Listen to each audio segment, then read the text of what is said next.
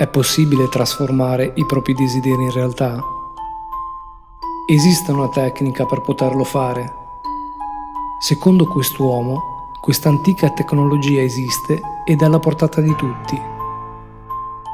Lui è Grant Morrison, uno dei più grandi sceneggiatori di fumetti al mondo. Morrison nasce a Glasgow il 31 gennaio del 1960, dove vive per anni con la madre e il patrigno. I rapporti in famiglia non sono dei migliori. Costretti in uno stato di povertà, sopravvivono grazie al sussidio dell'assistenza sociale. Il disagio di quello stile di vita, unito ad un incredibile estro creativo, lo conducono alla scoperta dei testi occulti dei grandi cultori della magia esoterica, come Phil K. Dick, Paul McKenna e Aleister Crowley. Questi personaggi risvegliano la sua spiccata curiosità, tanto da spingerlo a testare in prima persona quanto riportato fra le pagine dei loro libri. È un ottimo fumettista, ma anche un incredibile sceneggiatore, e durante la sua carriera realizza opere straordinarie e ridà vita ai personaggi di Animal Man, Superman, Spawn, Wolverine, i Fantastici 4, Santa Claus, fino ad arrivare ad uno dei suoi capolavori, The Invisibles.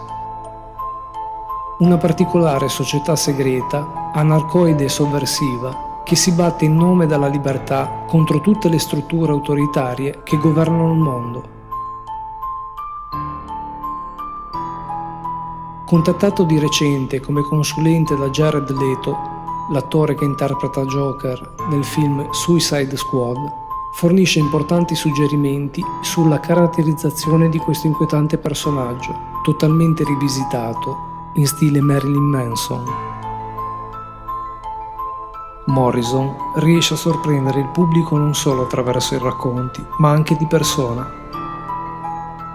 Nei prossimi 40 minuti esporrà la propria visione del mondo, svelando il segreto per trasformare i propri desideri in realtà. Ma ora ascoltate le sue parole, perché ha qualcosa di straordinario da raccontarvi.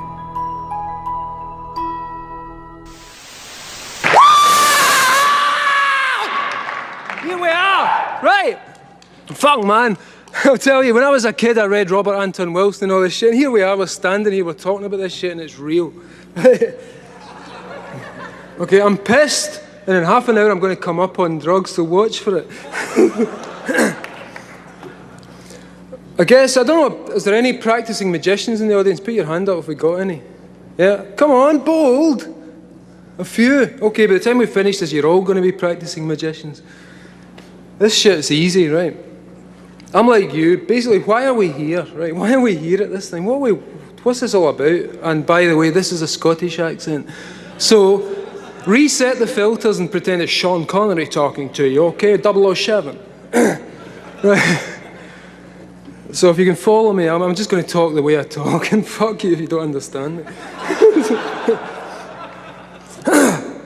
The deal is this. I've been writing this comic for the last 6 years, and the weird thing was, like you, like everyone here, we're trying to figure what's going on. Why do we feel different? Why don't we fit into this world? Why do we think that they're not telling us the truth? So I went out and I read Robert Anton Wilson's books when I was 20 years old, which is 20 years ago now. And I figured, is this guy bullshitting me? He says we can talk to aliens, we can talk to people from Sirius. Is he talking crap? He said Aleister Crowley's got methods for contacting alien intelligence and for changing the world. Is he talking crap? So I did it. And no, he's not talking crap. Right? And we can all do it. And this is by way of trying to demolish the counterculture and replace it with something useful. We're just going to start here and see where we get to. When I started doing The Invisibles, which is a comic book for people who haven't seen the thing, it's a comic book which is kind of my attempt to explain what happened to me after I'd been abducted by aliens in Kathmandu in 1994. And the only reason I was abducted by aliens in Kathmandu in 1994 is because I went to Kathmandu in 1994 to be abducted by aliens. And it works. Right, and these fuckers, they will turn up. And what they told me was this, and they tell everyone this same bullshit, but it's in different perspectives, it's from different nervous systems, it seems to be filtered through everyone's own view of the world, but they keep telling us the same shit. So I met these guys, I'm sitting in the roof garden of the Vajra Hotel in Kathmandu, and I was doing tons of dope, you know, but in my defence, I do like a quarter of dope a day, and I've been doing it since 1990. So I know this shit, and as you all know, everyone out there who's ahead and who knows what I'm talking about, you don't hallucinate, right? If you go to the garage, it's the fucking garage. If you go to the 7-Eleven, it's the fucking 7-Eleven. You might be stoned, you might be picking up lots of interesting little bits and pieces that you don't normally get when you're straight, but you know what's real and you know what's not real. So, as I say, in my defence, man, I was loaded. But this was the end of a week in which I'd been loaded every single day, and I'm sitting up there in the roof garden, and suddenly these fuckers arrive. And they arrive en masse, and they look exactly like Terence McKenna described. Why is that? Because I'd just read Terence McKenna a year before. What they told me was they took me out of my body. I wasn't in my body anymore. This doesn't normally happen with hash. This happens on DMT, or it happens on ketamine or something, right? I'm on hash, a tiny little bit, size of a lentil, and I start tripping, and I'm out of my body. And these fuckers are there, and they said, "Where do you want to go?" The first thing I said was Alpha Centauri, which is the first thing you would say, of course. And they took me to Alpha Centauri, and it's fucking real. It's there. There's 3 suns. The whole thing was moving exactly as we're told it's supposed to move astronomically. And I'm there, and I said to them, "Well, what the hell's going on here?" As you might. And they said, "We've come to tell you this stuff so that you can put it in your work and explain it to the world." Right? Why do they always say that to everyone? Why do they always tell everyone to go out and tell the world what's going on, and everyone tells us the same shit? So these things, I met them, and what they were was like silver, like those things you get in rave videos, basically silver morphing mercurial blobs of chrome that think. And they took me to the 5th dimension. And the 5th dimension is outside space and time, and they explained to me what time is all about. The universe we live in is designed to grow larvae, right? Believe it, don't you? I don't have to believe it, I'm just setting the story here. They explained to me that beyond space and time, we have our actual selves. These things that we're experiencing right now are sections through time. Everyone in here is a section through time. But in actual fact, you're not experiencing your real body. What is your real body? Your real body is a process that starts when you're born and it moves forward until you die. That is you. Seen from outside, that's what you look like. You look like a gigantic centipede spread around all the little things that you always do, up and down through your house, up the stairs, down to the store, back. And it's a centipede. It's us, right? It starts as a little baby and it comes out your mother's womb and it gets bigger. And that is the process in time. Like I say, we're experiencing sections now, so we don't spend a lot of time thinking about this. But think of ourselves as processes through time, which is what we actually are. We all know we were 12. We all know we were 10 years old. Where is that? Point to it. Show me that you at 10 years old, and yet you were there. So these things said to me, this is what's going on. We use time to grow larvae, because outside space and time you can't grow anything because it's timeless. Nothing grows. What you want to do, if you want to make one of these higher dimensional beings who's actually us already, is you grow it in time. So you make a universe. And how you make a universe is you plug a little part of yourself into the information world that they live in, which is what I seem to be experiencing. It's a sea of pure information. And they exist in that, but there is no time. Time is part of that, but this is the 5th dimension. It's time, space, breadth, depth, plus. And they said to me, the universe you live in, the world you're living on, is a larvae. Every single one of us here is the same thing. There's no distinction. All we do, we don't understand what we are. And they explained to me, if you got a 2-dimensional field, say, flat plane, you stick your hand through it, there's one hand there, But if you stick your hand through a two-dimensional plane and there's two-dimensional entities who live on there, they will see 4 circles, right? 4 distinct, completely different circles. But no, it's the one hand. Every one of us in here is the same fucker. We're all the same thing, according to these weirdos. And what we are is intersected. Thank you. I'm glad someone agrees. What we are is intersections through 4D space-time. So this led me, obviously, up some very strange alleyways. And these things explain to me that, as I say, the universe is some kind of larval entity. What it does is it proceeds through stages of development. Now, if you think about a fetus in the womb, and there's a famous phrase that says, what is it, phylogeny recapitulates, you know, evolution, or whatever the fuck it is. You know, forget the good bits. But there's the idea that if you've got a fetus, it starts off, it goes through every single thing. It starts as a unicellular entity, it splits, it becomes a lizard, it becomes a mammal, eventually it becomes a human. And they said to me, the culture you're living in is, understand it this way, phylogeny recapitulates history. So what we're actually watching is this thing coming towards self-awareness and coherence in the same way that a fetus does. We haven't even been born yet. There is no adult on this planet. There's not one adult on this planet, which explains a lot. And it explains why we let fuckers like Bill Clinton bomb the Kosovans. It explains why I let Tony Blair put cameras in the streets. So leading on from these ridiculous, where do you go from that? So I was told this stuff and I come out, and I'm just this little kid from Govan in Glasgow, which is a real dodgy area. And I didn't go to university, I left school at 18, but suddenly I found out that if you do these things that you're told by Aleister Crowley, by Wilson, by all these people we read and all these people we've been consuming, but we don't do it, if you actually do what they say, things happen. Things occur exactly as it's described, and we can all do it. So I decided to put this to use in the comic book that I was doing, this thing called The Invisibles. And the idea was to kind of get all this down on paper and somehow look at it, not to accept it as reality, to accept it as purely, this is part of human experience.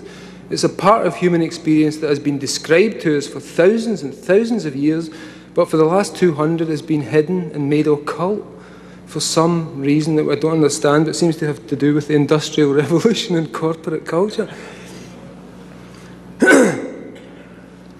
So these things happen.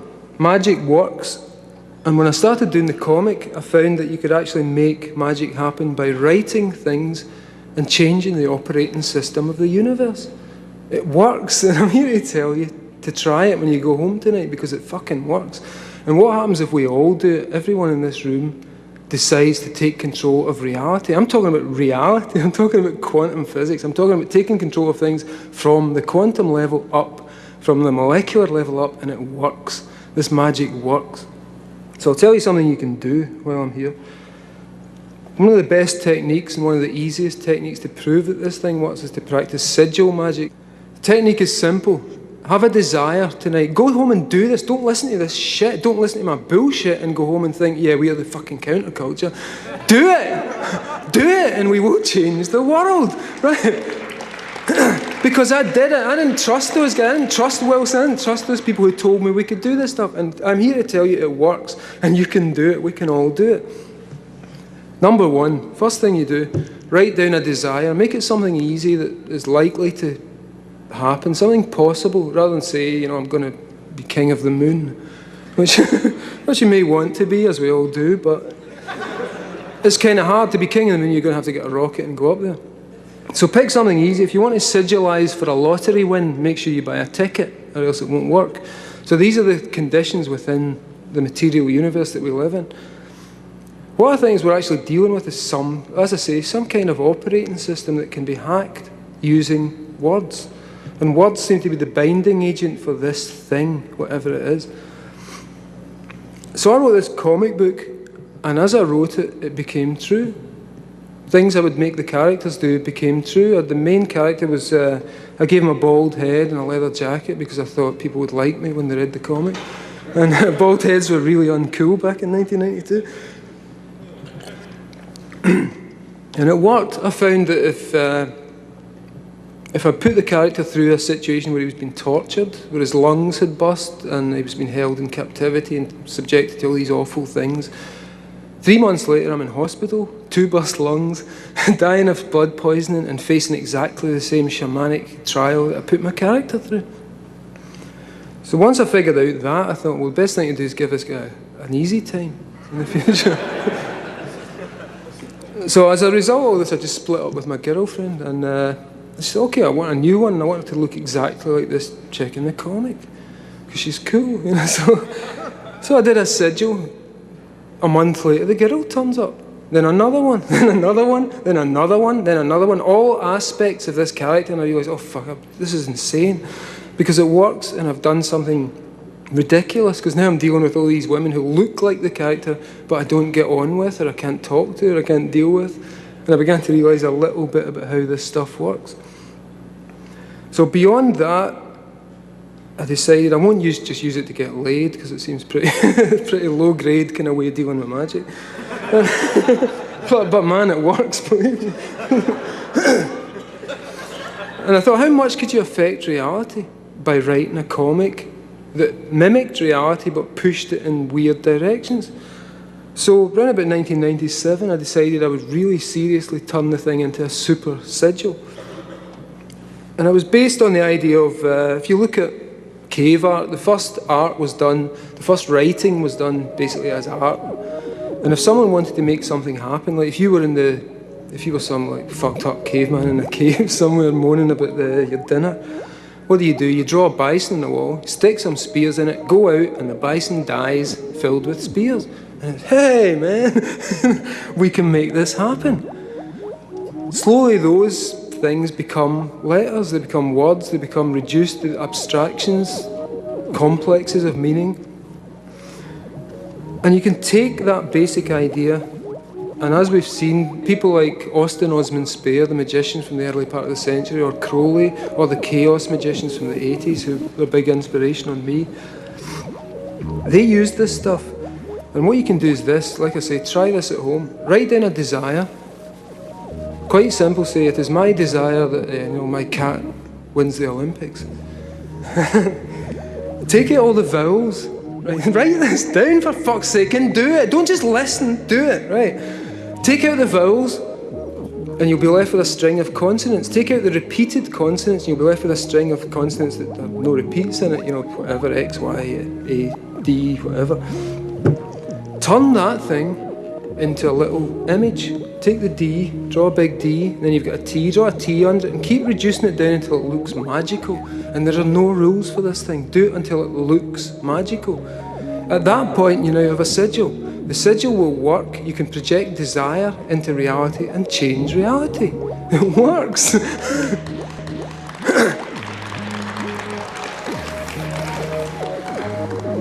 Those must be the people who've done it. This is verifiable. People have been telling us about this for thousands of years. The Tibetans have been telling us about this. The Mesopotamians have been telling us about this.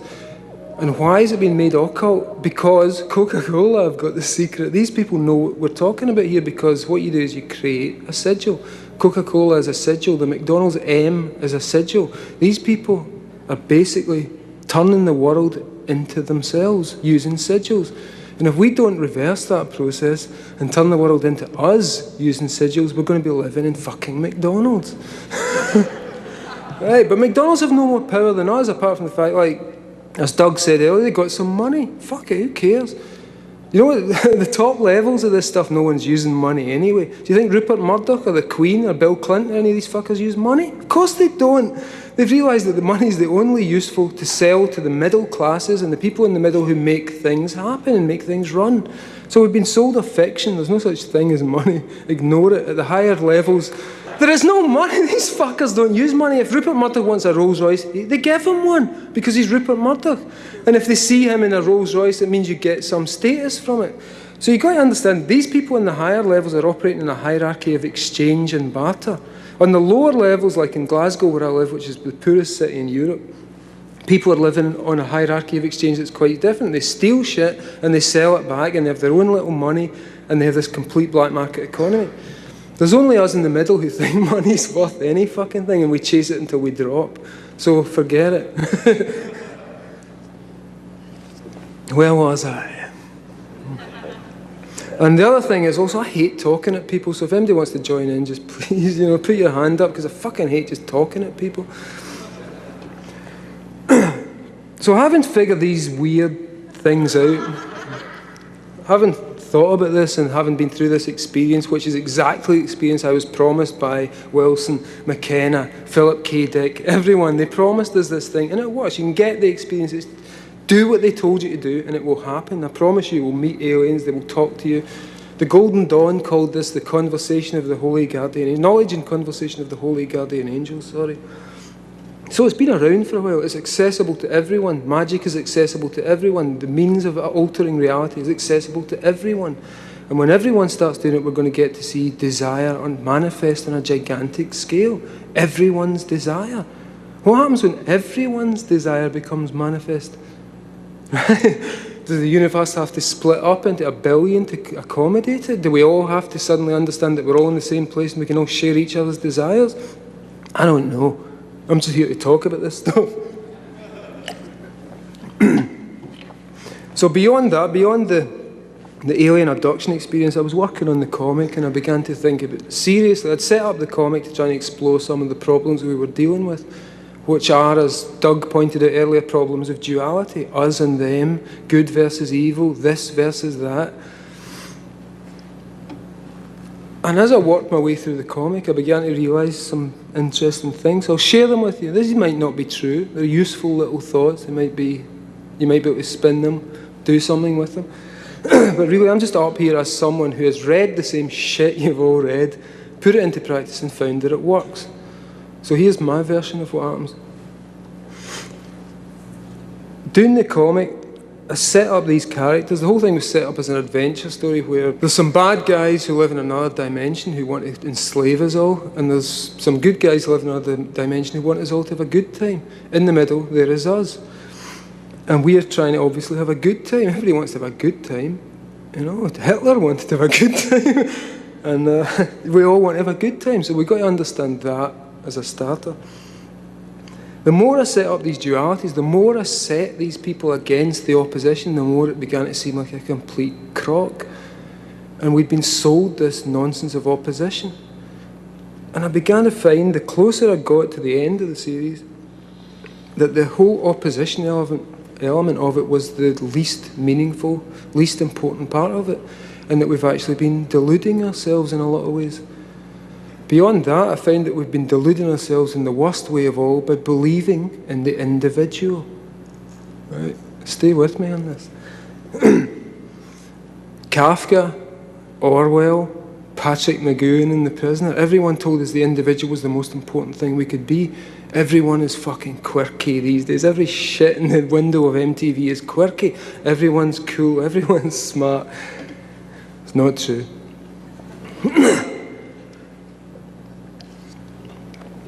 What if the individual was the fake? What if the individual's the crock and we've actually been sold that by them, by the man, the establishment, whatever you want? Because what occurred to me is that when you talk about the individual and you deal with the individual, you find that the end of the individual is neurosis. To be individual means that there is self and not self. Okay? So where I stop, the boundaries of me, right, there's this physical body here, the boundaries of me that stretch out, things I believe in, things that I'm sure we'd all be friends if we talked, but would we be friends with Newt Gingrich? No. But that's the point. I stop when Newt Gingrich starts. Why is that? Why do I stop there? Why does he define my self-sense and I can't absorb him?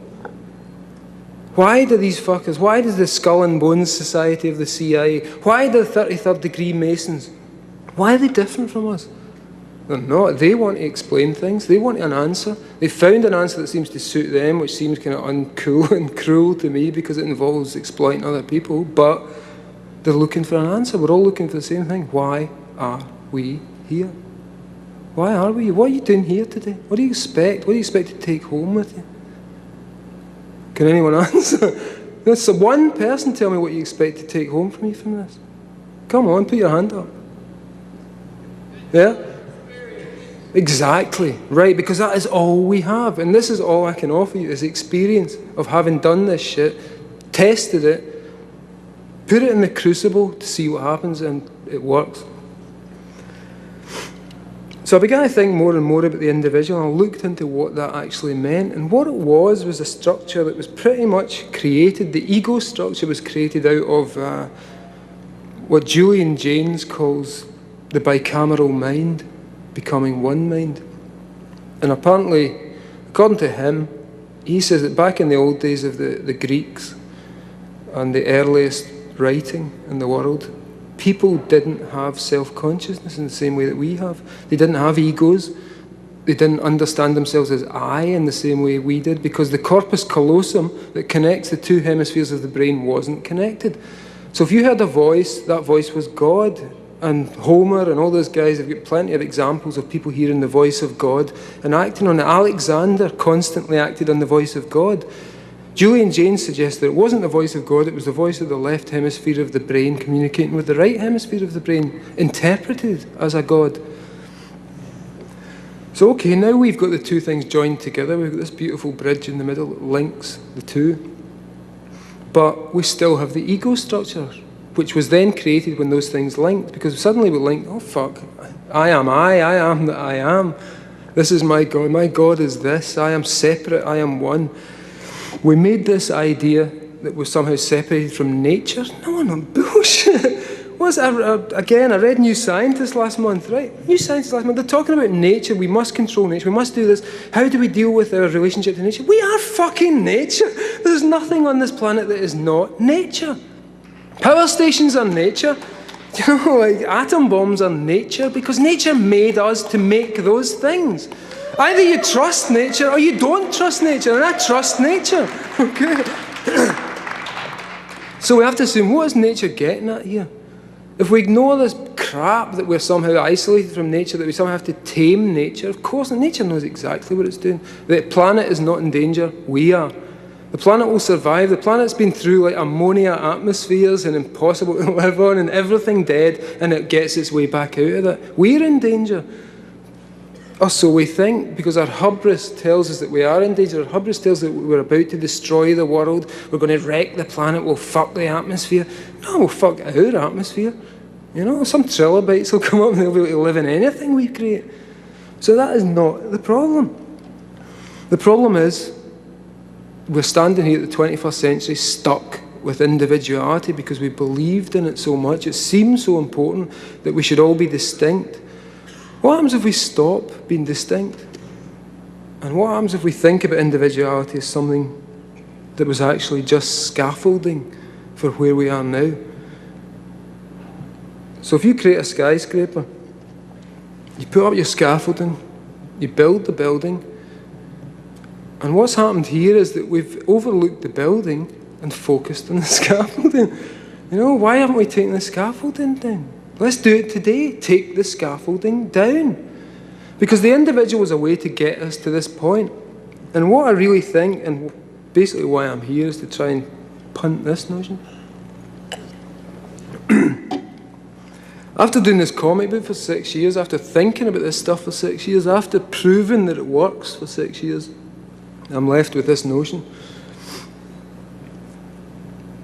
We've been fooled, and we've fooled ourselves, and we continue to fool ourselves. And like Doug said, there is no us and no them, there's just us. And somehow we're trying to make this thing work, and it does work. What is that hate? Why do we hate ourselves for creating this society?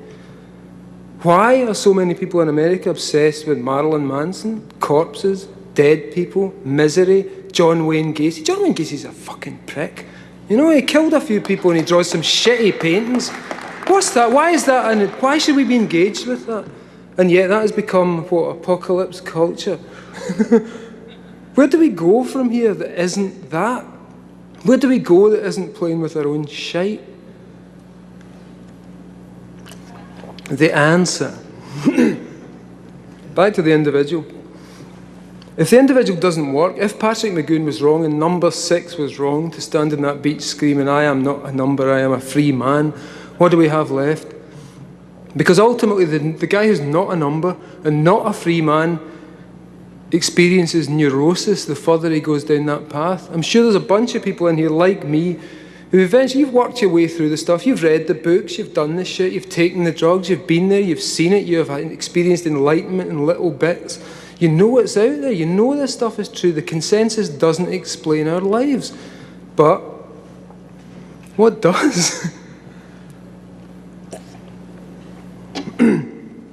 Imagine getting rid of the individual. Imagine getting rid of that scaffolding. What do we have left? And here's what I'm about to offer. The more I looked into it, the more I began to see that we have these mutants living among us right now. The people from the 21st century, from the end of the 21st century are here.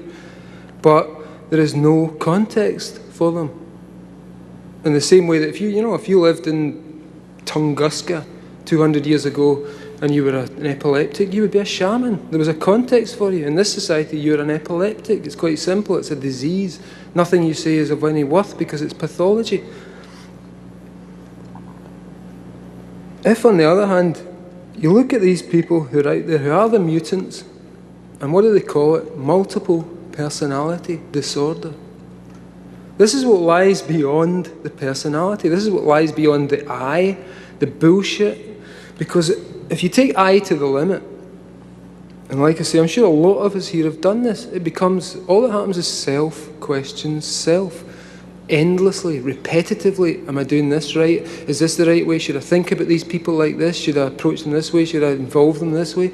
Self, question self, endlessly. It reaches a peak, it goes nowhere. On the national scale, that same thing, self, questions self, self encounters not self, equals borders, war, destruction. That's where it goes. That thing ends. It ends in disaster. It ends in neurosis on the personal level, and it ends in war on the national level. So I began to think, what could we replace that with? And I was looking at these poor MPD fuckers, and I realised they just don't have a context. What would happen if we decided to abandon the personality and replace it with a multiple personality complex? Because as we all know, everyone in here, I'm sure, I mean, I feel as if I can say this for certain, knowing human beings as they are, sometimes you do things that you don't want to do. Sometimes you do things that are contradictory to what you think. Sometimes you fuck yourself up. Why? Because there's not one person in here, there's hundreds. And if you start giving them names, and if you start shuffling them about, and you start playing with them, you become a bigger human being. Because you've no longer allowed yourself to stop at your boundaries. Imagine the personality as, well, let's choose Windows, even though this is a contentious one. Imagine the personality as Windows. Instead of the personality, there's so many people, I'm sure you've met them, you talk to them and say, no, this is the way I am, I've worked on this is me, and I won't change. And you just have to work with that, this is me, this is important, this is what I've come to, and this is what I've made of myself. Bullshit. They're trapped, they don't go anywhere, they're stuck there. What if those same people were then given personality 2000, which is an upgrade and an add-on? And here's a bit to your personality that likes hip-hop. Here's a bit to your personality that likes ballet. And because we've all got them, and because we've got the fucker, we've got the serial killer inside, we've got the wonderful new age bastard, we've got whatever we like, we've got James Bond in there, we've got Pussy Galore in there, they're all there. So what I'm suggesting is that we start working with it.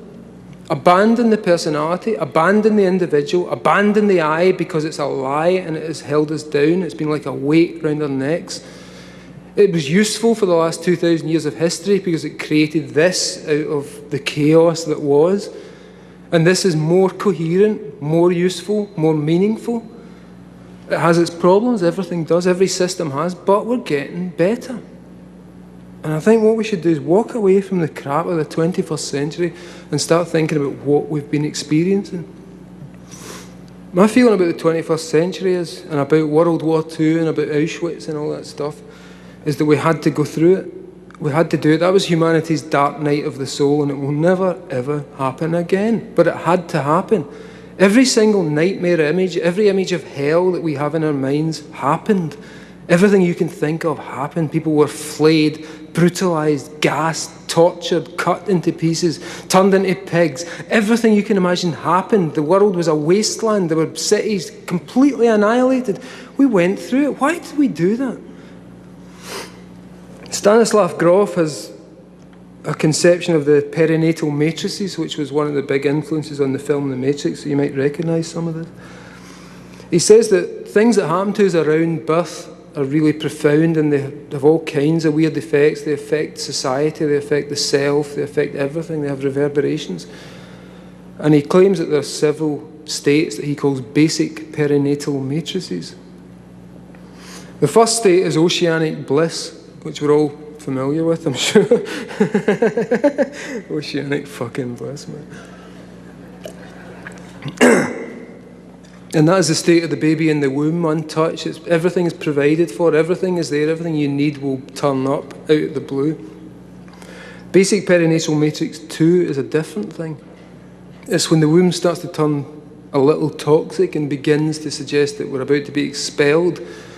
And, you know, we don't remember this stuff. What happened? And what was the feeling of that fetus in there who suddenly thinks my entire universe has been overturned, I'm about to be shit out? Doesn't even know where he's going. What the fuck? What the fuck's this? I was happy there, you know, it was cool. I was getting everything I wanted. And so on through to BPM 4, which is this kind of a release from tension, which is the birth process. So I'm beginning to think that, whoa, as a society, and returning to the idea of ontogeny as history, or phylogeny as history, whatever the fuck the word is. What we're looking at now is humanity's process through Grofian matrices. And World War II is actually a Stanislav Grof basic perinatal matrix 3 experience. Every image he talks about, death camps, control, you know, the idea of babies trapped in tubes, you know, you'll recognise all this from the Matrix, as I say. Oil, mechanism, machines that hate us, destructive technology, it all happened. What if this little baby that is the universe, this little larvae that's approaching culmination, has had to go through these stages? Because everything does. If you want to get rid of war, how do you get rid of war? Inoculate yourself against war by having the worst fucking war you've ever had in your life. And everything after that's just an aftershock. There's nothing, we've done nothing worse than what we did in those few years. Humanity has never come close to doing anything like it. We've tried, as a few lunatics have tried. Nothing on that scale. So what if we choose to imagine that humanity has passed through that stage? We've reached the 21st century and we're now reaching basic perinatal matrix 4, which is victory after war, which is the struggle is over, which is we're all here. What do we do next? There was no apocalypse. There was no Christ. There was no rapture. There is nothing. All this stuff is shit. There is only us, and we've still got another 1,000 years, and maybe another 1,000 beyond that, and maybe another 20,000 beyond that. What are we going to do? Who are we? Are we going to stick to these personalities, these bounded, territorial things? Are we going to expand ourselves, make ourselves bigger, so that if you happen to like world music and I don't, I can tap into your love of world music and experience it, and it means something. So all I'm suggesting here is that we all take up magic, because basically it works. We can change the world. It's quite simple. The technology's there. The Buddhists have been telling us it. As I say, people have been telling us this for so long, and in the last 200 years it's been driven underground and we've forgotten, and people like us are here today to try and recover something of that. And the way to recover it is to do it. Do the techniques. Go and buy an Aleister Crowley book. Buy one with Phil Hine or Peter Carroll that's more up to date, and you don't have to bother with that 18th century fucking language of that guy. But do the shit, and you will find it works. And we stand here now. This is the counterculture. We are the counterculture. This is like this shit. I went to something like this in 1987. There was Robert Anton Wilson, the whole deal. And I remember sitting in the audience and thinking, fuck, rave is dead. Because it was that kind of thing. So that version of it's dead. The hippie version of it is dead. We stand here and we're looking ahead. What are we going to do? Abandon the personality is what I suggest. Get rid of the sense of self. Get rid of the sense of I and make yourself something bigger. Imagine that every time you want to learn something new, it's a new computer program. You can buy the operating system, the update. You can learn to fly a plane in 7 days according to neuro-linguistic programming. So why not? Let's do it. Do we want to change things? Or are we just sitting here talking? No answer. Are we talking at all? Do we want to change things? Yeah, right, that's why we're fucking here, man. That is why we're here. So what are we going to do? If you want to change things, the first thing you have to change is yourself. Because if you don't change yourself, you will take on the world as if it's yourself and fuck up. You will really fuck up. Because if you don't understand your own dark side, if you don't understand your own weird, shitty side, if you don't understand the fact there's someone in there who will kill your mother, if need be, if you can't take that on, if you can't take that on board and realise that Charles Manson and me and you are not much different, that John Wayne Gacy and me, you're not much different except that he did it. You know, there's those days where I'm going to kill that motherfucker, but we don't do it. But it's in us, and it's there, and so much of this is denial, that we have no dark side. You know, the hippies and those lovely people in the rave era who were on ecstasy, they tried to pretend we have no dark side, and what happened was they get fucked up by their own dark side, as will always happen. So let's kiss our dark side, let's fuck our dark side, let's get him down there where he belongs. And he can tell us stuff, you know, that thing's useful. But above all, let us become plex creatures, complex, superplex, able to take on new personality traits, able to take on new ideas, able to adapt, able to extend our boundaries into what was previously the enemy territory, until the point where we become what we once called our enemy and they are us, and there is no distinction. Mad cow disease, or BSE or CJD, Creutzfeldt-Jakob disease. It's very interesting. It's because it's hitting the headlines. People are interested in these new 21st century fucked up diseases that are going to wipe us all out, apparently. This is a disease, I've been studying this because it seems like a really good metaphor to use. CJD is a disease that attacks the brain and central nervous system and utterly demolishes them. Completely, you're fucked. You will slide down a ramp like a stupid cow. And you will, you'll fall on the concrete, you won't be able to walk, your brain will turn to sponge, it will be eaten to bits. You know that CJD does that without the immune system noticing? The immune system can't detect CJD. By the time you're slipping down the ramp like the cow, it's all over. The immune system suddenly says, oh fuck, we're in trouble. Too late, mate. So what happens if we act like CJD and BSE? What if we colonise the culture? What if we give it something it can't swallow? And this is a little bit like what Doug was saying earlier. We go in there, they want us, they're desperate for us because they think we know this shit, we know something they don't know, we're attached, we're connected in some way that they don't, whoever, these poor bastards. They're looking at us as like, I've got a leather jacket, I know something. But that's what they think. And what I think has actually happened here, the culture's getting weirder and weirder. Back home in Britain, Tony Blair is putting up cameras on every street corner, and he's talking about putting cameras in people's homes. He's got rid of trial by jury. I mean, this is like fascist Britain, 1999, But the more he does this, the weirder things get. The more cameras you put up, the more people will start to act like movie stars. The more people start to act like movie stars, the weirder things get. And then the more cameras they put up to try and deal with it, and the weirder it gets. So let them bring the camera and I'll fucking act the shit out of these bastards. Let's have the cameras. Let's have cameras everywhere and we'll show them what we can do. And they'll be watching it and going, man, that guy's getting fucked. I wish I was. And they want in. They want in this. So let's, like Doug said, invite them in. Let's take them in. Let's be like the diseased prion that destroys its host in CJD. Let's go in there and give them something they cannot digest, something they cannot process, something so toxic, so dangerous, so powerful that it will breed and destroy them utterly. Not destroy them, turn them into us, because that's all we want. We want everybody to be cool. We don't want to go out there and think, that guy's going to kill me. That guy hates me. That guy's got some fucking weird agenda. Don't we just want to talk and let it all go and just say, hey, I'm interested in you, what have you got to tell me? That's what it's all about, isn't it? We communicate, we join up, we make networks, we make things happen. And there are some people in the world who don't want to do that, so let us infect them. Infect them to the point where they become us, where there's nothing left in this world but us. And then some kid will come up and fuck that as well. And that'll be exactly what we need at the time. And that's me finished, so thank you very much. L'atomo magnetico prende l'energia solare, si apre, prende quello terrestre e si chiude. Questa è la vita, questa è la vita nostra.